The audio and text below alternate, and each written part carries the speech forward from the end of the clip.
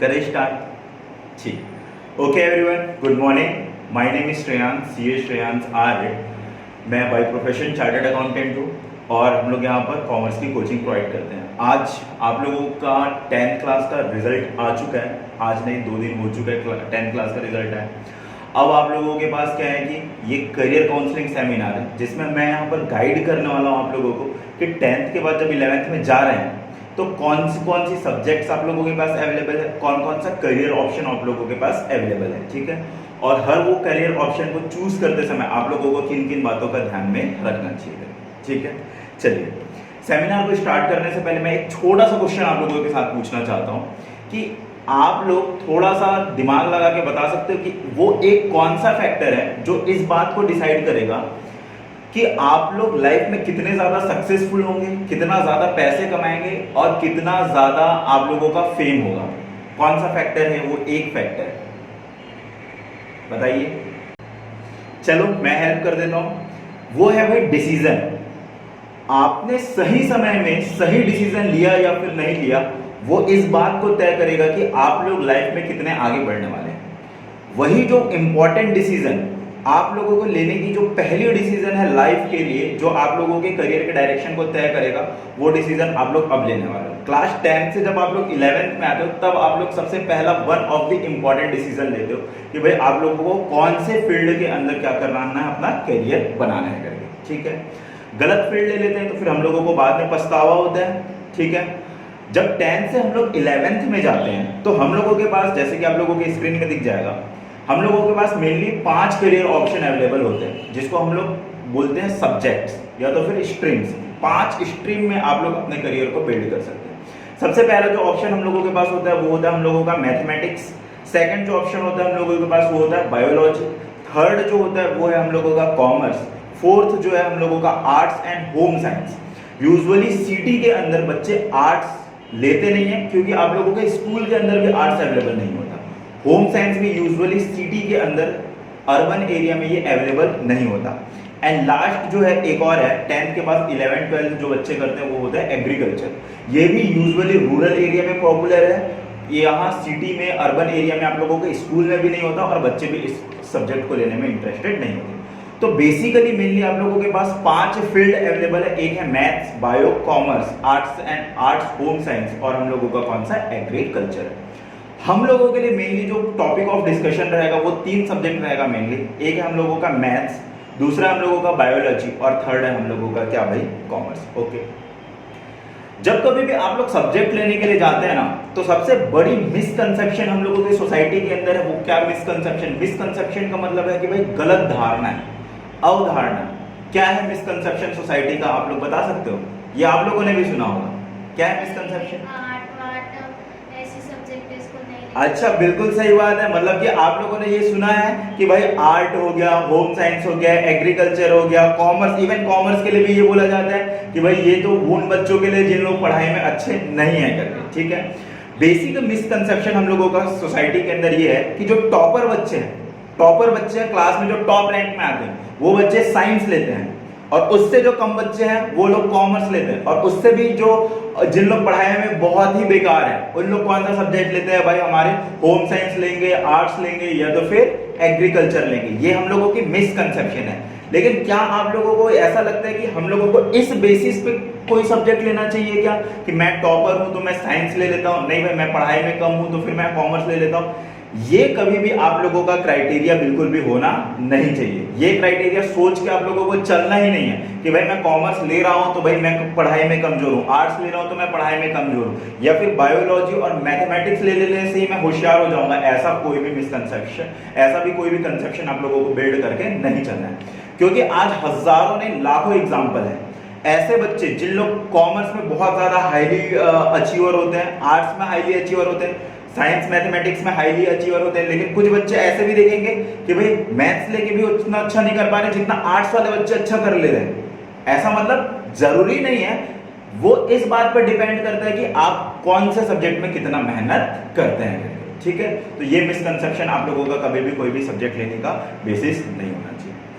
Next जो आता है, अगर कहीं हम लोग साइंस के बारे में बात करते हैं तो साइंस में बेसिकली हम लोग दो बाइफर्केशन करते हैं, एक होता है हम लोगों का मैथमेटिक्स, एक होता है हम लोगों का बायोलॉजी। जो भी सब्जेक्ट आप लोगों को लेना है, उस सब्जेक्ट को लेने से पहले आप लोगों के पास एक ब्रॉड आइडिया होना चाहिए कि भाई उस पर्टिकुलर सब्जेक्ट में हम लोगों को पढ़ना क्या क्या है। ठीक है, साइंस में बात करें तो साइंस में बेसिकली दो आप लोगों के पास ऑप्शन है, या तो फिर आप लोग मैथ स्ट्रीम को चूज करके चलते हैं, या तो फिर आप लोग बायोलॉजी स्ट्रीम को चूज करके चलते हैं। तीसरा एक और ऑप्शन होता है जिसमें बच्चे मैथ्स भी लेते हैं और दूसरा बायोलॉजी भी एक साथ लेके चलते हैं। जब आप लोग 11th 12th क्लास में जाते हैं, 11th और 12th क्लास, तो बेसिकली आप लोगों के पास टोटल 5 सब्जेक्ट होता है। अगर मैथमेटिक्स को आप लोगों ने कोर सब्जेक्ट के तौर पे चुन के रखा हुआ है तो आप लोगों को टोटल 5 सब्जेक्ट पढ़ना होगा। कौन कौन सा 5 सब्जेक्ट है? एक तो मैथ्स लिए तो मैथ्स पढ़ना ही होगा, फिजिक्स आप लोगों को पढ़ना होगा, केमिस्ट्री आप लोगों को पढ़ना होगा। इसके बाद फिर इंग्लिश कंपलसरी होता है, और एक लास्ट सब्जेक्ट जो होता है जिसको हम लोग कौन सा सब्जेक्ट बोलते हैं भाई? ऑप्शनल। वो ऑप्शनल इस बात पर डिपेंड करेगा कि भाई आप कौन सा सब्जेक्ट चूज करते हैं, आपके स्कूल में कौन सा ऑप्शनल सब्जेक्ट है और आप लोगों की प्रायोरिटी क्या क्या है। ओके, इसके बाद फिर साइंस स्ट्रीम में अगर कहीं आप लोग दूसरा सब्जेक्ट लेते हैं तो वो दूसरा सब्जेक्ट है हम लोगों का कौन सा? बायोलॉजी। बायोलॉजी में अगेन फिर से आप लोगों को टोटल 11 12 में 5 सब्जेक्ट ही पढ़ने पड़ेंगे। एक होगा हम लोगों का बायोलॉजी, फिजिक्स केमिस्ट्री, मैथ्स और बायोलॉजी दोनों में कॉमन होता है, कोई डिफरेंस नहीं होता। और चौथा जो रहता है वो इंग्लिश तो आप लोगों को पढ़ना ही पढ़ना है। साथ ही साथ में एक और है, वो है हम लोगों का ऑप्शनल सब्जेक्ट। ऑप्शनल सब्जेक्ट कौन सी होती है वो मैं आपको फर्दर आगे डिस्कस करता हूँ। कुछ बच्चे ऐसे होते हैं, जो बच्चे लोग मैथ्स के साथ साथ बायो ले लेते हैं या बायो के साथ साथ मैथ्स ले लेते हैं। किस सिचुएशन में आप लोगों को मैथ्स के साथ बायो लेना चाहिए या बायो के साथ मैथ्स लेना चाहिए वो मैं आपको फर्दर आगे डिस्कस करूंगा। ठीक है, तो अगर मैथ्स प्लस बायो लेते हो तो आप लोगों को बायो भी पढ़ना है, मैथ्स भी पढ़ना है, तो वहां पर आप लोगों का ऑप्शनल सब्जेक्ट खत्म हो जाता है। आप लोगों ने ऑप्शन में ही बायो ले लिया या ऑप्शन में ही मैथ्स ले लिया।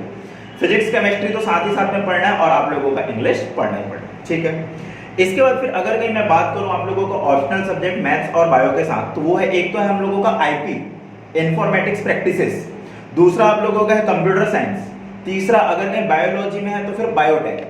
ये डिपेंड करेगा कि आप लोगों की स्कूल में है या फिर नहीं। मैं जिस स्कूल से पढ़ाई किया था वहां पर बायोटेक था, इसलिए मैंने यहाँ पर इंक्लूड कर दिया। और लास्ट जो आता है वो आता है हम लोगों का हिंदी या तो फिर पी। ठीक है, तो इतने सब्जेक्ट आप लोगों को पढ़ने होते हैं किसमें, अगर कहीं आप लोग साइंस लेते हैं। नेक्स्ट जो आता है हम लोगों का, अगर कहीं आप लोगों ने डिसाइड किया कि भाई आप लोगों को कॉमर्स लेना है या तो फिर आर्ट्स लेना है, तो कॉमर्स में जो सब्जेक्ट आप लोगों को पढ़ने होंगे फिर से वही, जैसे कि साइंस में आप लोगों को 3 कोर सब्जेक्ट थे और 2 लैंग्वेज के सब्जेक्ट थे, एक इंग्लिश और दूसरा ऑप्शनल। सिमिलरली कॉमर्स में भी आप लोगों को 3 कोर सब्जेक्ट रहेंगे। 3 कौन से कोर सब्जेक्ट रहेंगे भाई? एक को बोलेंगे हम लोग अकाउंटेंसी, दूसरे को हम लोग बोलेंगे बिजनेस स्टडीज और तीसरे को हम लोग बोलेंगे इकोनॉमिक्स। फिर से फर्दर इंग्लिश आप लोगों का कंपलसरी होता है और एक लास्ट होता है जो है हम लोगों का ऑप्शनल। ऑप्शनल में क्या क्या वो भी मैं आप लोगों को बताता हूँ। लास्ट आता है आर्ट्स। आर्ट्स में कौन कौन से सब्जेक्ट हैं वो मैं आप लोगों को बता देता हूँ। एक है आप लोगों का हिस्ट्री, ज्योग्राफी, इकोनॉमिक्स, ये सीबीएसई के बेसिस पे है। और अगर कहीं आप लोग किस में जाएंगे भाई, स्टेट में जाएंगे तो स्टेट में सब्जेक्ट कुछ सब्जेक्ट एक को छोड़ के पॉलिटिकल साइंस भी आ जाता है। ठीक है, इंग्लिश आप लोगों को कंपलसरी और एक लास्ट सब्जेक्ट है जो आप लोगों का ऑप्शनल है। ऑप्शनल में आप लोगों का फिर से वही सारी की सारी चीजें, अप्लाइड मैथ्स ले सकते हैं आप लोग, इंफॉर्मेटिक्स प्रैक्टिसेस आईपी ले सकते हैं, कंप्यूटर साइंस ले सकते हैं, पॉलिटिकल साइंस ले सकते हैं, हिंदी या तो फिर पी ले सकते हैं। ये ब्रॉड आइडिया आप लोगों को पता होना चाहिए, कोई भी सब्जेक्ट ले रहे हैं तो फिर आप लोगों को क्या क्या पढ़ना होगा। ठीक है, अब देखिए इसके बाद फिर मैं ये देख रहा हूं कि जब कभी भी आप लोगों को सब्जेक्ट चूज करना होता है, चूज करते समय आप लोगों को कौन कौन सी 2 मेन बात का ध्यान रखना है। एक तो ये कि भाई उस पर्टिकुलर सब्जेक्ट में आप लोगों के पास स्कोप क्या है, और दूसरा आपका खुद का इंटरेस्ट क्या है।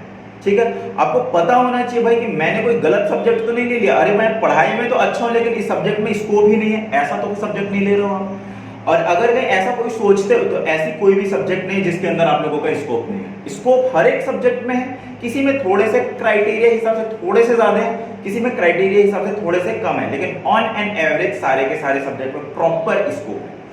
और जो मेजर हम लोगों के करियर ऑप्शन होते हैं ना, वो करियर ऑप्शन बाद में जाके क्या होते हैं, वाइड हो जाते हैं। वाइड हो जाते हैं का मतलब ये होता है कि वो इस बात से भेदभाव नहीं करता है कि आप लोगों ने मैथ्स लिया, आप लोगों ने बायो लिया, आप लोगों ने आर्ट्स लिया, कॉमर्स लिया, वो करियर ऑप्शन आप लोगों के सारे के लिए अवेलेबल होते हैं। फिर भी हम लोग नीश करियर ऑप्शन को क्या कर लेते हैं, हम लोग यहाँ पर डिस्कस कर लेते हैं। कुछ करियर ऑप्शन जो केवल और केवल मैथ्स वालों के लिए अवेलेबल है, कुछ करियर ऑप्शन जो केवल और केवल बायोलॉजी वाले के लिए अवेलेबल है, कॉमर्स, आर्ट्स, कॉमर्स करके 3 सब्जेक्ट का हम लोग मेन डिस्कस करेंगे। ओके, सबसे पहले हम लोग देख लेते हैं, अगर नहीं हम लोग मैथ्स लेते हो तो मैथ्स में आप लोगों के पास करियर ऑप्शन कौन कौन से हैं। सबसे पहला तो आप लोगों को पता ही है कौन सा करियर ऑप्शन होता है भाई, इंजीनियरिंग। इंजीनियरिंग में बहुत तरह की इंजीनियरिंग में फील्ड में कर सकते हो, जैसे कि आप लोगों का होता है सिविल इंजीनियर, मैकेनिकल इंजीनियर बन सकते हो, इलेक्ट्रिकल, ये कुछ कुछ फेमस और मोस्ट पॉपुलर कोर्स हैं इंजीनियरिंग के अंदर। इंजीनियरिंग अगर कहीं आप लोग मैथमेटिक्स लेते हैं, कोई भी सब्जेक्ट मैथमेटिक्स, तो हर एक बच्चे का सपना ये होता है कि भाई मेरे को या तो आईआईटी में एडमिशन लेना है या तो फिर एनआईटी में एडमिशन लेना है। आप लोगों के पास फैक्चुअल डेटा होना चाहिए भाई कि कितने बच्चों का आप लोगों का एनआईटी के अंदर होता है और कितने बच्चों का आईआईटी के अंदर होता है। करेंटली 2023-24 के अंदर जो आईआईटी में आप लोगों की सीट्स अवेलेबल है वो लगभग 16,000 सीट्स ही अवेलेबल है, और दूसरा आप लोगों के पास एनआईटी में आप लोगों के पास जो सीट्स है वो लगभग 24,000 सीट्स। मतलब कि अगर आप लोग टॉप कॉलेज से करना चाहते हो इंडिया में इंजीनियरिंग, तो लगभग केवल और केवल 40,000 सीट्स ही आप लोगों के पास अवेलेबल है।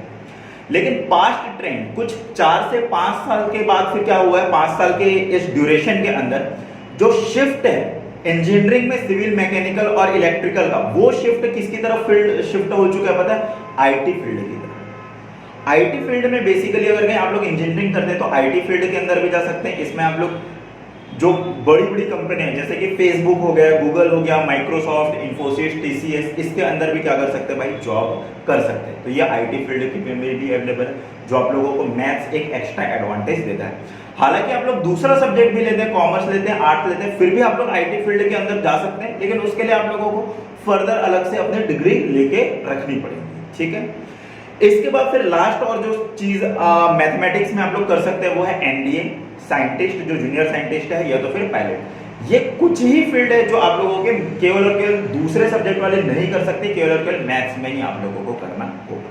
ठीक है, इसके बाद फिर अगर कहीं मैं बायोलॉजी के बारे में डिस्कस करूं तो बायोलॉजी में आप लोगों का जो मेन ल्यूक्रेटिव करियर ऑप्शन होता है वो सबसे पहली प्रायोरिटी होती है बायोलॉजी वाले बच्चों की, कि वो उसको डॉक्टर बनना है। डॉक्टर में भी बहुत सारे क्राइटेरिया हैं भाई, ऐसा नहीं है कि सारे के सारे डॉक्टर एक तरह के होते हैं। सबसे पहले टॉप लेवल पे हम लोग जिनको मानते हैं वो होते हैं हम लोगों के MBBS doctor, bachelor in medicine and bachelor in science. ठीक है, जो हम लोगों को डॉक्टर्स दिखते हैं हमारे आसपास वो सारे के सारे एमबीबीएस डॉक्टर होते हैं। और इसका फर्दर अगर कहीं आप लोगों को डिग्री लेना है तो फिर एमबीबीएस करने के बाद फिर आप लोग क्या भी कर सकते हो भाई, एमडी भी कर सकते हो। ठीक है, मास्टर ऑफ डॉक्टरेट कर सकते हैं। ठीक है, इसके बाद फिर अगर आप लोग एमबीबीएस नहीं करते हैं तो उसके बाद फिर आयुर्वेदिक में भी कर सकते हैं, बीएएमएस। ठीक है, bachelor in Ayurvedic medicine and science करके भी होता है। ये मतलब इनका स्कोप जो है वो एमबीबीएस से थोड़ा सा कम होता है। इसके बाद फिर अगर कहीं उसके फर्दर नीचे जाएंगे तो फिर आप लोग डेंटल डॉक्टर भी बन सकते हैं। डॉक्टर की सारी वैरायटी जो होती है वो किस में आ जाएंगे, उसके लिए मस्ट है कि आप लोगों को बायोलॉजी ही लेना पड़ेगा। मैथ्स लेके आप लोग डॉक्टर बन जाए ऐसा पॉसिबल नहीं है, कॉमर्स लेके डॉक्टर बन जाए ऐसा भी पॉसिबल नहीं। ओके, इसके बाद फिर वो जो वाइड एरिया खुलता है हमारे बायोलॉजी सब्जेक्ट में वो है आप लोगों का नर्सिंग। ठीक है, नर्सिंग में भी बहुत स्कोप है, हालांकि सैलरी इनके कंपैरिजन में बहुत कम होती है, फिर भी जो जॉब अपॉर्चुनिटी, जॉब स्कोप है वो बहुत सारी है। वेटनरी डॉक्टर किसको बोलते हैं पता है आप लोगों को, किसको बोलते हैं भाई, जो एनिमल्स के डॉक्टर होते हैं उसको वेटनरी डॉक्टर बोलते हैं, वो भी आप लोग बायोलॉजी के थ्रू ही कर सकते हो। और एक और चीज होती है जिसके बारे में यूजुअली लोग बात नहीं करते, वो होता है bachelors in pharmaceutical. Bachelors in pharmaceutical का मतलब ये होता है कि अगर कहीं आप लोगों को मेडिकल इंडस्ट्रीज में जाना है, आप लोगों ने नमिता थापर का नाम सुना है, शार्क टैंक में देखते होंगे, उनकी खुद की कंपनी है एमक्योर फार्मा करके। तो वो सारे के सारे मतलब कि अगर क्या आप लोग ये चाहते हैं कि भाई मेरे को तो खुद की अपनी फैक्ट्री डालनी है, खुद की कंपनी डालनी मेडिकल फील्ड में, तो वो बायोलॉजी लेके आप लोग फर्दर किस चीज की पढ़ाई कर सकते हैं, बी फार्मा करके बोलते हैं। ठीक है, ये जो मेडिकल स्टोर से लेके आप लोगों के मेडिकल साइंटिस्ट तक होते हैं, ये सारे के सारे बी फार्मा वाले होते हैं। तो ये फील्ड आप लोगों की पास अवेलेबल होती है। ओके, देखिए आज के डेट में एमबीबीएस डॉक्टर जो है, एमबीबीएस डॉक्टर को होते हैं तो फिर आसानी से आप लोगों को जॉब मिल जाता है, लेकिन फर्दर अगर कहीं आप लोगों को अपना खुद का प्रैक्टिस करना है तब तो आप लोगों को एमडी करना ही पड़ेगा। अब मैथमेटिक्स में मैंने आप लोगों को कुछ चीजें मैंने आप लोगों को डिस्कस करना भूल गया था, वो बस एक ये चीज है, अगर कहीं आप लोग आईआईटी और टॉप एनआईटी से अगर कहीं इंजीनियरिंग पास आउट कर लेते हैं तो आप लोगों की जो सैलरी हाइक है वो शानदार होती है। ऑन एन एवरेज एक आईआईटी ग्रेजुएट को वहीं से प्लेसमेंट जो मिलता है वो लगभग औसतन 10 से 12 लाख रुपए पर एनम का पैकेज।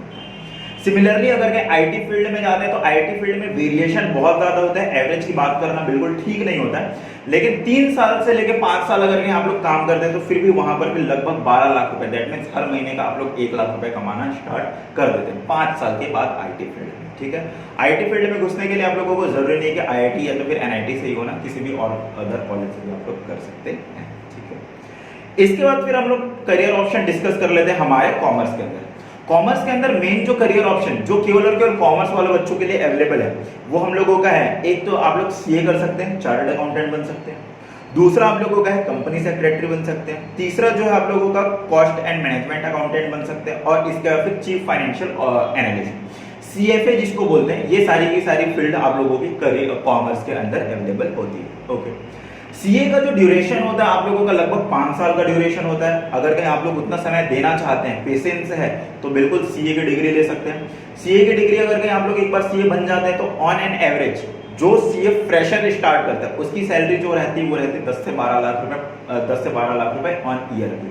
एक साल में मतलब हर महीने लगभग उसकी 1 लाख रुपए की सैलरी तो रहेगी निकलते ही निकलते। लेकिन लोग सीए जो बनते हैं वो लोग सैलरी के लिए इस 1 लाख रुपए महीने के लिए काम नहीं कर लेते, वो लोग आराम के लिए काम करते हैं। स्टार्टिंग के 10 साल आप लोगों को बहुत मेहनत करना पड़ता है। 10 साल करने के बाद आप लोगों का जो काम है, सीए लोगों का जो काम है वो ऑटोमेशन मोड में आ जाता है। ऑटोमेशन मोड का मतलब ये होता है आप लोग काम करो चाहे ना करो, आप लोगों के क्लाइंट बन चुके हैं, आप लोगों के पास पैसा आएगा ही आएगा। सिमिलरली कंपनी सेक्रेटरी होती है। कंपनी सेक्रेटरी के अंदर बेसिकली आप लोग जॉब ढूंढते हैं। सीए में जैसे कि क्या होता है कि सीए में आप लोग अपना खुद का प्रैक्टिस करते हैं, जैसे कि हम लोगों को डॉक्टर दिखते हैं ना, डॉक्टर खुद की प्रैक्टिस खुद की अपनी क्लिनिक खोल के रखे रहते हैं, वैसे ही सीए लोग जो होते हैं वो लोग अपनी खुद की प्रैक्टिस करते हैं। लेकिन अगर कहीं आप लोगों को सीए जितना टाइम नहीं देना है और सीए से कम कठिन कोर्स करना है तो फिर आप लोग कंपनी सेक्रेटरी भी कर सकते हैं। कंपनी सेक्रेटरी आसानी से 3 साल के अंदर हो जाती है और इसमें इसकी भी सैलरी पैकेज बहुत अच्छी होती है। 6 लाख रुपए से लेकर 8 लाख रुपए पर एनम, एक साल में आप लोग 8 लाख रुपए तक भी आसानी से अर्न कर सकते हैं। नेक्स्ट जो ऑप्शन होता है हम लोगों का वो होता है कॉस्ट एंड मैनेजमेंट अकाउंटेंट। मतलब कि जो भी मैन्युफैक्चरिंग कंपनी वहां पर इन लोगों का, सीएमए लोगों का बहुत ज्यादा स्कोप रहता है। इसमें भी जो सैलरी पैकेज है वो 7 लाख रुपए से लेकर 9 लाख रुपए तक की रहती है। एक और पॉपुलर फील्ड इंडिया के अंदर इंट्रोड्यूस हुआ है वो है हम लोगों का सीएफए। सीएफए जैसे कि सीए इंडिया की है वैसे ही हम लोगों का जो सीएफए वो अमेरिकन कोर्स है। तो अमेरिकन कोर्स होने के कारण क्या है कि इसकी एक्सेप्टेबिलिटी बहुत ज्यादा है और इसमें करने के बाद फिर आप लोगों की जो सैलरी पैकेज होती है वो लगभग सीए के बराबर ही होती है। ठीक है, तो इतनी कोर्स आप लोगों की किसके अंदर है भाई, कॉमर्स के अंदर। देखिए मैंने केवल और केवल 4 कोर्स किसके अंदर बताया भाई, कॉमर्स के अंदर बताया। वैसे ही 4 कोर्स आप लोगों का बायोलॉजी के अंदर बताया। सिमिलरली 3 से 4 कोर्स मैंने किसके अंदर बताया भाई, मैथ्स के अंदर बताया। तो क्या केवल और केवल इतने ही फील्ड करियर ऑप्शन आप लोगों के पास अवेलेबल होते हैं क्या? द आंसर इज नो भाई। इसके बाद जितने भी करियर ऑप्शन है उसमें कोई पाबंदी नहीं कि आप लोग मैथ्स वाले हो, बायोलॉजी वाले हो, कॉमर्स वाले हो, आर्ट्स वाले हो, वो सारे लोगों के लिए खुला हुआ है। इस बात से कोई फर्क नहीं पड़ेगा। 12th करने के बाद आप लोग क्या कर लो भाई, आप लोग अपना ग्रेजुएशन कर लो। ग्रेजुएशन साइंस वाले हो तो फिर आप लोग बीएससी कर लो, कॉमर्स वाले हो तो बीकॉम कर लो, आर्ट्स वाले हो तो फिर बीए कर लो। बीबीए अलग से होता है, एलएलबी अलग से होता है। तो इस तरीके से बहुत सारी आप लोगों की ग्रेजुएशन की फील्ड हो जाती है। उसके बेसिस पे आप लोगों के पास करियर अपॉर्चुनिटी बहुत सारा अवेलेबल होता है। तो उन करियर अपॉर्चुनिटी को भी थोड़ा थोड़ा हम लोग यहाँ पर देख लेते हैं। Career option for all subject. देखिए भाई, अगर कहीं आप लोग ये चाहते हैं कि आप लोगों को आईएएस बनना है, कलेक्टर बनना है, आईपीएस बनना है, एसपी बनना है, या तो फिर Indian revenue service. Indian revenue service का मतलब इनकम टैक्स डिपार्टमेंट के हाईएस्ट लेवल पे पहुंचना है, कमिश्नर बनना है, जीएसटी के कमिश्नर बनना है, तब फिर आप लोगों को कौन सा एग्जाम क्रैक करना होता है, यूपीएससी क्रैक करना होता है। ठीक है, अगर कहीं आप लोग सिमिलरली तो यूपीएससी भी सारे सब्जेक्ट के लिए खुला हुआ है, कोई दिक्कत की बात नहीं। आर्ट्स के लिए रिजर्व है, ऐसी कोई भी चीज जरूरी नहीं होती है। नेक्स्ट आता है स्टेट पीएससी। स्टेट पीएससी जो ल्यूक्रेटिव जॉब है, ल्यूक्रेटिव मतलब बहुत ज्यादा इंटरेस्टिंग, बहुत ज्यादा आकर्षित जॉब है, वो यूपीएससी और पीएससी आप लोगों को प्रोवाइड करता है, जिसमें आप लोग डीसी बन सकते हैं, डिप्टी कलेक्टर बन सकते हैं और फिर डीएसपी भी बन सकते हैं। इसके बाद फिर नेक्स्ट करियर ऑप्शन जो ब्रॉड करियर ऑप्शन आता है वो आता है हम लोगों का कौन सा, एसएससी। एसएससी में बेसिकली क्या होता है, आप लोगों के जो जितने भी इंस्पेक्टर होते हैं, इंस्पेक्टर जीएसटी डिपार्टमेंट के अंदर इंस्पेक्टर, कस्टम डिपार्टमेंट के अंदर इंस्पेक्टर, एक्साइज डिपार्टमेंट के अंदर इंस्पेक्टर, और वहां से लेके सारे के सारे जो पोस्ट रहती है वो सारे के सारे कौन क्लियर करते हैं भाई, एसएससी वालों को अवेलेबल होता है। इसके बाद फिर नेक्स्ट और बहुत ज्यादा ल्यूक्रेटिव पोस्ट है, वो है हम लोगों का प्रोफेसर इन दी कॉलेज। कोई भी सब्जेक्ट लेके आप लोग उस पर्टिकुलर सब्जेक्ट के प्रोफेसर बन सकते हैं। ये जो प्रोफेसर होते हैं ना, इन लोगों की सैलरी लगभग आईएएस के बराबर होती है। इनकी सैलरी लिटरली, कुछ प्रोफेसर ऐसे होते हैं जिन लोगों की पर मंथ की सैलरी 3 लाख रुपए की होती है। मतलब जब आप लोग at the age of 45 to 50 year के हो जाते हैं, तब फिर आप लोगों की सैलरी कितनी हो जाती है भाई, लगभग 3 लाख रुपए हर महीने की। दैट मीन्स 36 लाख रुपए पर एनम का आप लोग अर्न करते हैं। ठीक है, ये बहुत लुक्रेटिव जॉब है। इसके बाद फिर आता है रेलवे। रेलवे में भी जॉब अगर कहीं आप लोग करना चाहते हैं तो उसके लिए भी कोई पाबंदी नहीं है। मैथ्स हो, बायो हो, कॉमर्स हो, उसकी पर्टिकुलर अलग से क्या होती है, एग्जामिनेशन होते हैं। उस एग्जामिनेशन को आप लोगों को फाइट करना होता है। नाउ एक और फील्ड होता है आप लोगों का बैंक का फील्ड। बैंक में अगर कहीं आप लोग क्लर्क बनना चाहते हैं, मैनेजर बनना चाहते हैं, तो उसके लिए भी आप लोगों को पीयू का एग्जाम फाइट करना पड़ेगा। क्लर्क की पोस्ट आती है, उसके बाद फिर उससे पर्टिकुलर रिलेटेड क्या होती है भाई, एग्जामिनेशन होती है, वो फाइट करिए। कोई पाबंदी नहीं है कोई किसी भी सब्जेक्ट की आप लोग रहे। टीचर्स बन सकते हैं आप लोग सारे के सारे इस पे सब्जेक्ट से लेके जूनियर क्लास के टीचर, सीनियर क्लास के टीचर हो गया। इसके बाद फिर अगर कहीं आप लोग एडवोकेट एंड जज बनना चाहते हैं, एडवोकेट एंड जज बनना चाहते हैं, तो फिर आप लोगों को एलएलबी करना पड़ेगा। ठीक है, बीकॉम बीबीए ये करके आप लोग जज या तो फिर एडवोकेट नहीं बन सकते। लेकिन 11th-12th में इस बात से कोई मतलब नहीं रखता कि आप लोग मैथ्स वाले हो, बायो वाले हो या तो फिर कॉमर्स वाले हो, कोई भी सब्जेक्ट लेके आप लोग एलएलबी के लिए एंटर कर सकते हैं। ठीक है, इसके बाद फिर आईटी फील्ड। आईटी फील्ड की जो टॉप पोजीशन है वो तो मैथ्स वाले लोगों के लिए क्या है भाई, रिजर्व है। लेकिन बहुत सी फील्ड है वो उसमें आप लोग भी इंटर कर सकते हैं, चाहे आप लोग बायो लेके जाओ, चाहे आप लोग कॉमर्स लेके जाओ। तो इतनी फील्ड, तो ये वो फील्ड है जो हम लोगों की गवर्नमेंट प्रोवाइड करती है। लेकिन इसके बाद भी जो सबसे बेस्ट ऑप्शन आप लोगों के पास होता है वो आप लोगों का कौन सा होता है भाई, एंटरप्रेन्योरशिप। एंटरप्रेन्योरशिप का मतलब आज इंडिया में जॉब मांगने वालों से ज्यादा जरूरत किसकी है भाई, जॉब देने वालों की। तो अगर कहीं आप लोग एंटरप्रेन्योरशिप करना चाहते हैं तो फिर आप लोग किसी भी सब्जेक्ट के कोई मतलब की बात नहीं है भाई, किसी भी फील्ड से आप लोग ग्रेजुएशन करो, किसी भी फील्ड से मास्टरेट करो, आप लोग बिजनेस कर भी सकते हैं। ठीक है, तो करियर अपॉर्चुनिटी की किसी भी सब्जेक्ट में कमी नहीं है, सारे के सारे सब्जेक्ट में आप लोगों की करियर अपॉर्चुनिटी है। अब बस लास्ट सेगमेंट में मैं आप लोगों के साथ ये डिस्कस करना चाहता हूं कि भाई मैथ्स अगर कहीं आप लोग लेना चाहते हैं तो किन बच्चों को मैथ्स लेना चाहिए, किन बच्चों को बायो लेना चाहिए, किन बच्चों को कॉमर्स लेना चाहिए। साथ ही साथ में मैथ्स अगर कहीं लेते हो तो बेस्ट आप लोगों के पास जो ऑप्शनल सब्जेक्ट है वो कौन सा है, बायो के साथ ऑप्शनल, कॉमर्स के साथ ऑप्शनल सब्जेक्ट आप लोगों का बेस्ट कौन सा है। सबसे पहली बात तो अगर कहीं आप लोगों ने ये डिसाइड कर लिया है कि आप लोगों को एक आईआईटी ग्रेजुएट इंजीनियर बनना है या तो फिर एनआईटी ग्रेजुएट इंजीनियर बनना है, तो फिर आप लोगों को मैथ्स के अलावा कोई ऑप्शन है ही नहीं। आप लोगों के अंदर परसिवरेंस है कि आप लोगों को इंजीनियर ही बनना है, आईआईटी ग्रेजुएट, तो फिर आप लोगों को मैथ्स ही लेना पड़ेगा, तो दूसरा कोई भी रास्ता नहीं है। दूसरी बात, अगर कहीं आप लोग देखिए मैथ्स बायो की सबसे अच्छी बात क्या है कि आप लोगों ने ऑलरेडी 10th क्लास तक पढ़ा हुआ है।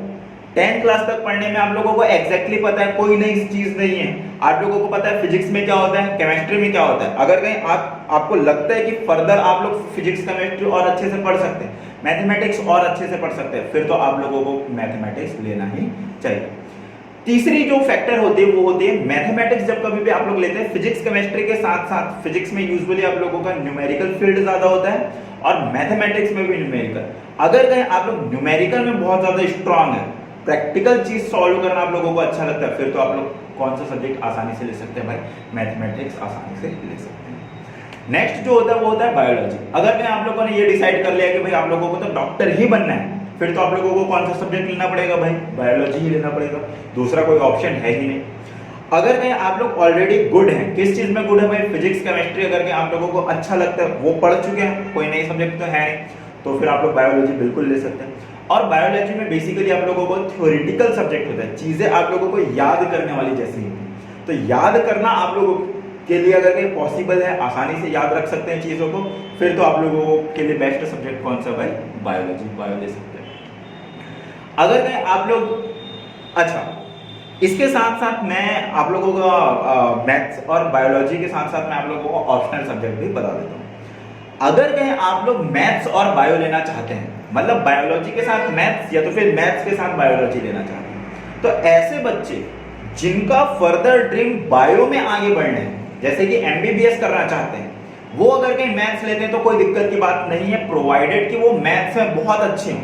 अगर कहीं आपका मैथ्स बहुत स्ट्रांग है और अगर कहीं आप लोग फ्यूचर में जाके एमबीबीएस करना चाहते हैं, फिर तो आप लोग मैथमेटिक्स विद बायोलॉजी ले सकते हैं, कोई दिक्कत की बात नहीं है।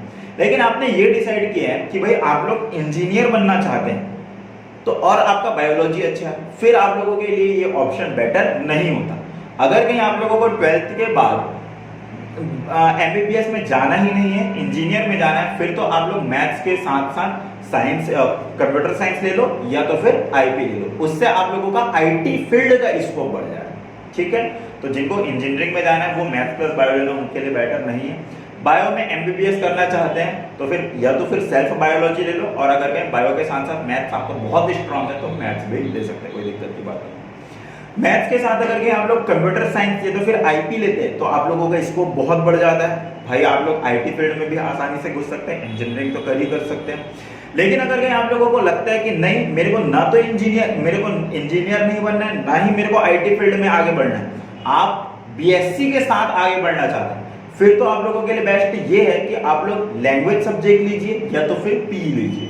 पी अगर कहीं आप लोगों को मिल जाता है, लैंग्वेज सब्जेक्ट मिल जाता है, फिर वो आप लोगों के लिए बेस्ट है, क्योंकि आप लोग 12th में अपने अच्छे परसेंटेज बनाइए, अच्छी जगह से आप लोग क्या करिए भाई, ग्रेजुएशन को करिए। ओके, अगर कहीं बायोलॉजी लेना चाहते हैं तो बायोलॉजी के साथ अगर कहीं आप लोगों को बायोटेक, आप लोगों के स्कूल में है बायोटेक, फिर तो वो सबसे बेस्ट ऑप्शन है, वो आप लोगों को बायोटेक लेना ही चाहिए।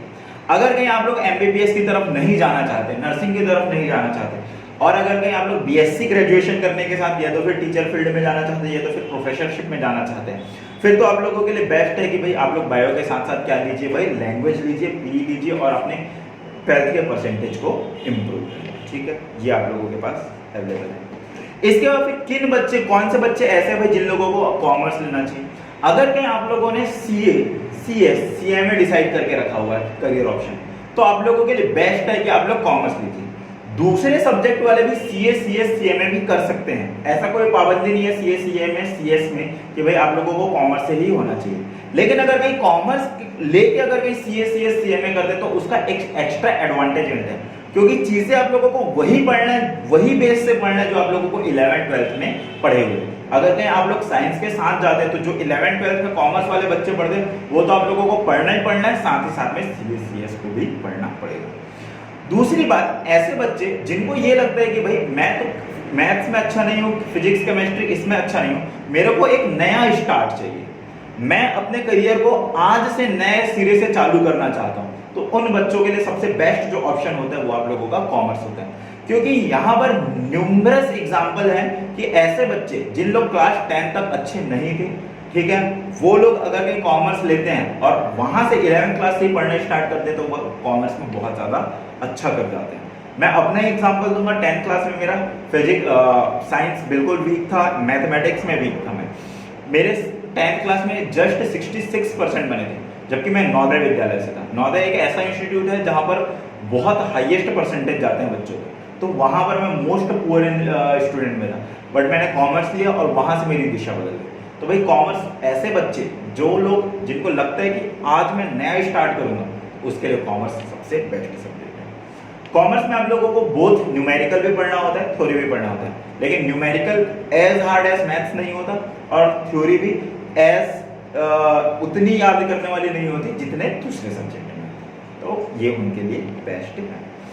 अगर कहीं आप लोग कॉमर्स लेना चाहते हैं तो कॉमर्स के साथ जो ऑप्शनल सब्जेक्ट हैं, ऑप्शनल सब्जेक्ट मैंने आप लोगों को बताया हुआ था कि मैथ्स ले सकते हो, applied maths, computer science, IP या तो फिर हिंदी या तो फिर पी ले सकते हो। सबसे पहली बात तो वो बच्चे जिन लोगों को मैथ्स, कॉमर्स के साथ मैथ्स लेना चाहते हो, उनको तभी मैथ्स लेना चाहिए जब उनका मैथमेटिक्स बहुत ज्यादा स्ट्रांग है, क्योंकि कॉमर्स की चीज आप लोगों को पढ़नी पढ़नी और मैथ्स में उनका अपना अलग मेहनत होता है। तो मैथ्स आप लोग तभी लो जब आप लोग बहुत ज्यादा पढ़ाई में डेडिकेटेड हो और मैथ्स आप लोगों का स्ट्रांग है, तभी लेना चाहिए। कुछ कुछ बच्चे लोग को ये लगता है कि भाई सीए, सीएस में हम लोगों का मैथमेटिक्स एंट्रेंस में पढ़ता है, तो मैं अगर कहीं 11th 12th में मैथ्स ले लूंगा तो मेरे को ये हेल्प कर जाएगा, लेकिन ऐसा नहीं है। सीए फाउंडेशन में जो मैथ्स आप लोगों के पास अवेलेबल होता है वो मैथ्स नहीं होता जो आप लोग 11th 12th में पढ़ते हैं। वो मैथ्स जो आप लोगों का सीए फाउंडेशन में है वो 10th क्लास तक का मैथ्स होता है। रीजनिंग उसमें ज्यादा होती है, ठीक है, एप्टीट्यूड ज्यादा होता है। तो वो आप लोग जो 3 महीने 4 महीने का आप लोगों के 12th के बाद जो टाइम बचता है उसमें आप लोग दिलाते हो तो आसानी से आप लोग कवर कर लोगे। क्योंकि दिक्कत ये होती है कि जितने पास्ट स्टूडेंट मैंने आज तक पढ़ाया हुआ उन लोगों की सबसे बड़ी प्रॉब्लम ये है कि भाई कॉमर्स के साथ मैथ्स ले लिए, अब उन लोगों से वो संभल नहीं रहे। जितने बच्चे कॉमर्स के साथ मैथ्स में अगर कहीं उनकी परसेंटेज डाउन होती है तो उसका सबसे बड़ा रीजन ये होता है उनका मैथ्स का सबसे कम मार्क्स आते हैं। तो मैथ्स आप लोग तभी लो जब आप लोग बहुत ज्यादा इंटरेस्टेड हो मैथ्स में, बहुत ज्यादा स्ट्रांग है आप लोगों का मैथ्स, और पढ़ाई आप लोग as compare to other people बहुत ज्यादा कर सकते हैं। नेक्स्ट जो दूसरा ऑप्शन आता है वो आप लोगों का होता है कॉमर्स विद कंप्यूटर साइंस। ये तो फिर आईपी, मैथमेटिक्स से बहुत आसान पड़ता है आप लोगों का आईपी, लेकिन हिंदी से थोड़ी सी कठिन, हिंदी पीई से आप लोगों की थोड़ी सी कठिन पड़ती है। थर्ड ऑप्शन जो है ये यहाँ पर भले ही मैथ्स लिखा हुआ है लेकिन ये commerce with Hindi and P language है।